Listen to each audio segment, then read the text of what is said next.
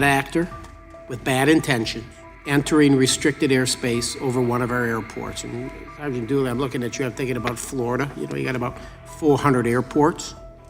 Your responsibility, so what does a medium-sized airport do? You detect the airport, at the airport. From a perspective of an airport that simply has the ability to detect, I mean, there's really nothing they can do other than watch it, honestly. Do you see how stupid that sounds? It does. It's stupid. Yeah. So I like the idea we can detect. We Yep. can detect. All these airports we can detect.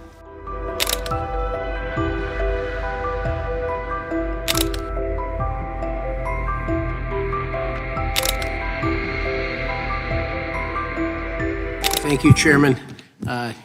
You spoke so well about the issues that we see down at our southern border related to drones coming across with all the drugs, killing our people from the bad hombres we have on our southern border. We have to stop it. I'd like to talk a little bit about drones in the airspace, specifically, airports, concerned about the airports, right? A bad actor with bad intentions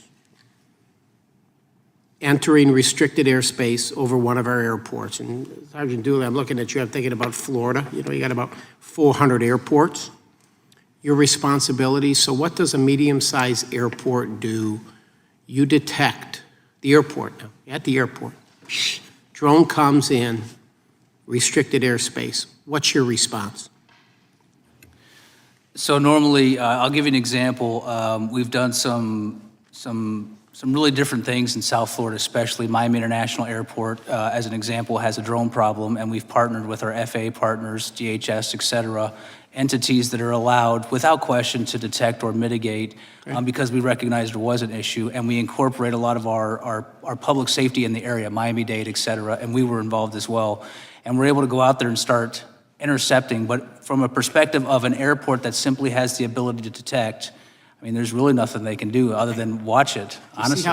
Do you see how stupid that sounds? It does. It's stupid. Yeah. So I like the idea we can detect. We Yep. can detect. All these airports we can detect. A drone. Well, if it's being operated by an individual with some bad intentions, you'll just catch it on video. The destruction of you're going to have it on, you can detect it. But there's nothing to mitigate that drone. And this is airports, so correct me if I'm wrong, Sergeant Dooley, but this is airports across the entire country. Yes, that's correct. There may be some that have specialized, but for the bulk of it, no. Well, I think Ms. Cahill brought up a few of the agencies that have the ability to mitigate a drone. Dr. Wallace, is there, I hear these arguments, I'm on the Transportation Committee, I hear all these arguments about, you can't mitigate the drone because it could interfere. It could interfere with commercial aviation, all this. Is there technology available out there that could mitigate a drone without interfering with our commercial air? There are certainly several technologies that are available for mitigation. Sure. Each of those technologies have their own benefits and limitations. Sure, but that's an excuse that I hear over and over again. It's going to interfere with the aircraft that are coming in. I said, interfere with the aircraft coming in. The damn drone could take down one of our aircraft. You talked a little bit about what we're seeing in Ukraine with the complex missions that some of these drones are taking.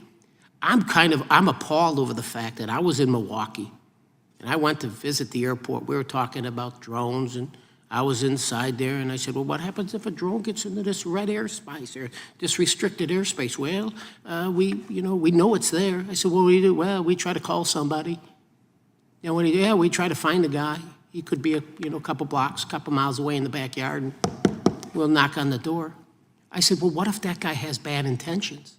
But then, when we have a significant event, we'll bring in the Coast Guard, and the Coast Guard would have the ability to mitigate the drone and send it out to Lake Michigan or set it down. So the idea to say that, well, we have to be careful here that the drone doesn't fall down and hit somebody in the head. I think the technology is there to take control of the damn drone and get it out of the restricted airspace. And the idea that we have to be worried about not offending somebody, it's in restricted airspace.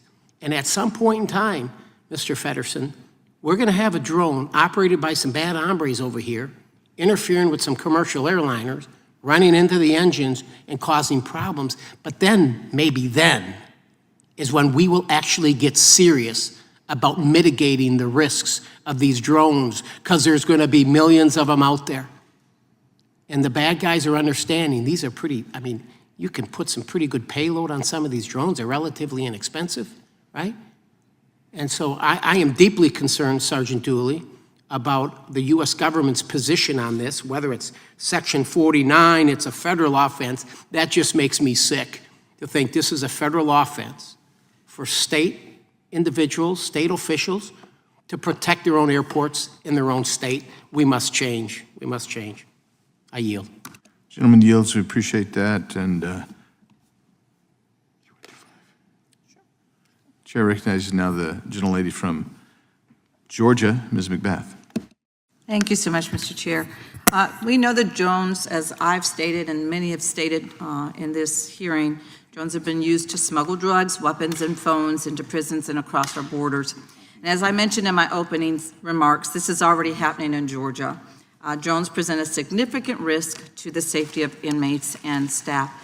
Dr. Cahill, your written testimony notes that your team has worked with Alaskan correction facilities to detect and to track and to identify the drones that are being used to smuggle contraband into the prisons.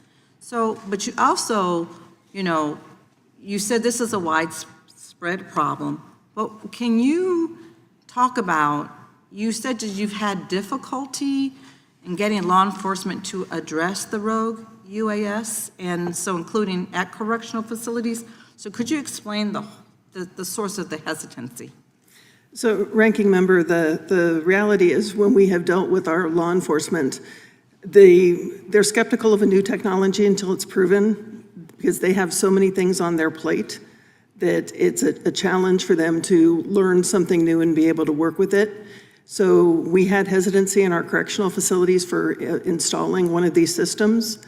The moment we did and were able to confirm some of their intelligence that there was a contraband drop occurring, and we were able to track the drone, identify where the hand controller for the operator was, we changed their opinion. As soon as we gave them that briefing, the answer was, could you please train us this afternoon?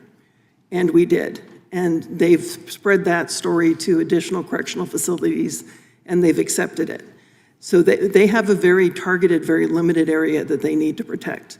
The police and the Alaska State Troopers who have much wider ranges, for them, we are severely understaffed. And so a malicious drone doesn't mean anything compared to a wife beating or a major traffic accident in the middle of nowhere. So the priority is not there to be able to do these additional duties associated with monitoring the technologies and determining how to interact with them. Could you kind of explain to me, when the drones are seized in these crimes, what type of digital forensics can be performed on them, and what data can be extracted or recovered from a seized drone? So, Ranking Member, we don't actually do the forensics on the drones. People do, for example, the Pacific South Palisades case where the drone hit the Super Scooper firefighting aircraft. They were able to do a forensic analysis because the drone was stuck in the wing of the aircraft. But in a lot of these cases, all we see are the tracks, and we may know if it's a Group 1 or a Group 2, which is a size category, but we don't know a whole lot about that aircraft because we have to obey Title 18 and Title 49. Which means we cannot break into the communications link for that aircraft without permission, the 124N authority, for example. So we as a state university do not have that, but the partners we have who do, they are able to get more information in terms of what the serial number is, what type of aircraft it is, so they can say it's a DJI Mavic, for example.